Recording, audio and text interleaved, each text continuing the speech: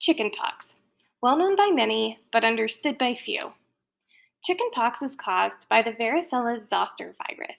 The primary infection, called varicella, or as most people know it, chickenpox, usually occurs in children between ages 1 and 9. It's characterized by an itchy, painful red rash on the skin, often accompanied by fever, headache, malaise, and a loss of appetite. The disease progresses in 3 stages.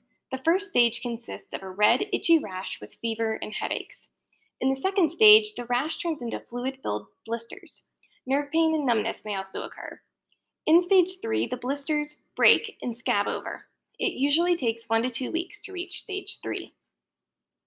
After the primary chickenpox infection, the virus will remain in the cells of the neural ganglia for many years, but can later reactivate and cause a secondary infection known as zoster, or more commonly referred to as shingles.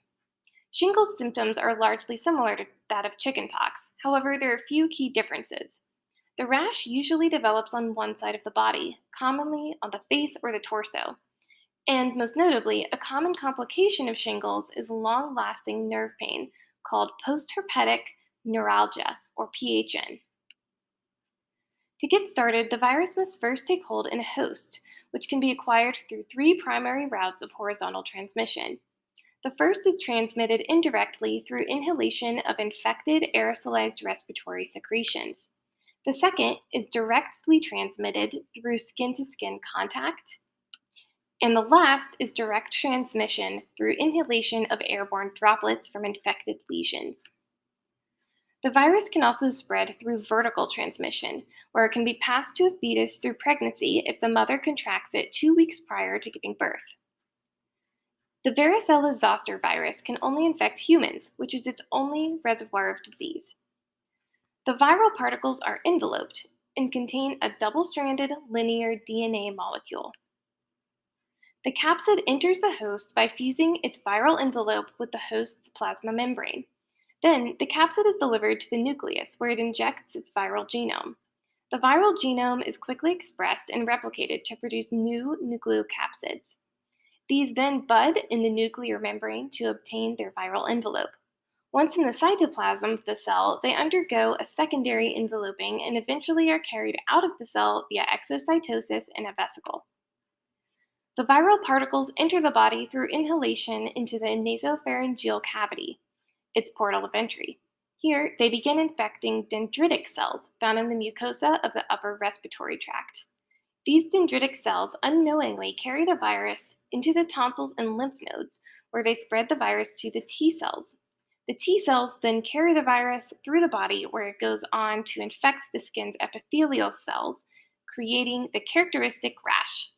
The virus then spreads to other hosts through 2 exit portals: the infected skin lesions of the rash and through the respiratory tract. Additionally, the virus also infects the neural ganglia cells, where they remain in a latent state following the primary infection. So, how is the virus able to evade the immune system? It does so through 3 primary virulence factors.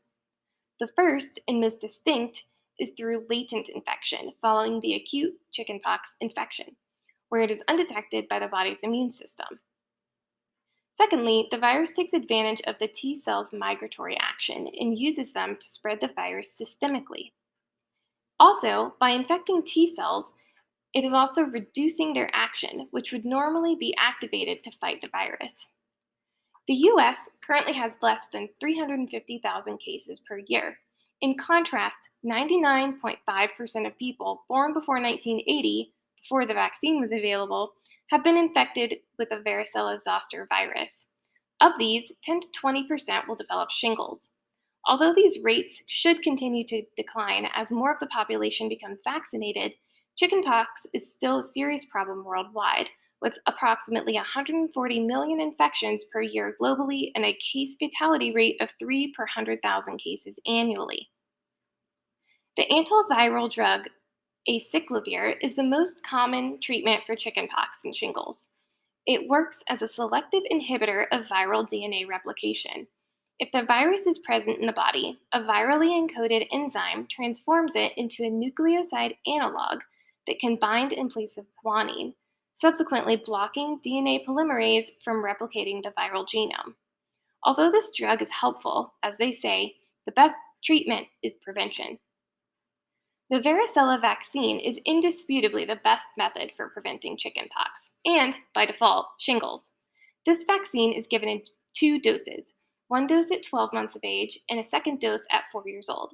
It's often given in a combination vaccine, commonly known as the MMRV vaccine. It is an attenuated vaccine, meaning that it contains weakened live virus. Since the varicella vaccine program was implemented in 1995, deaths from chickenpox infections have decreased by 94%. For those who have already had the chickenpox, the zoster vaccine can prevent the virus from reactivating and causing shingles. The Shingrix vaccine is recommended for all adults over 50 years of age and is given in two doses, 2 to 4 months apart. This is a recombinant subunit type vaccine containing inactivated varicella zoster virus. It is shown to be more than 85% effective 4 years later in people over the age of 50.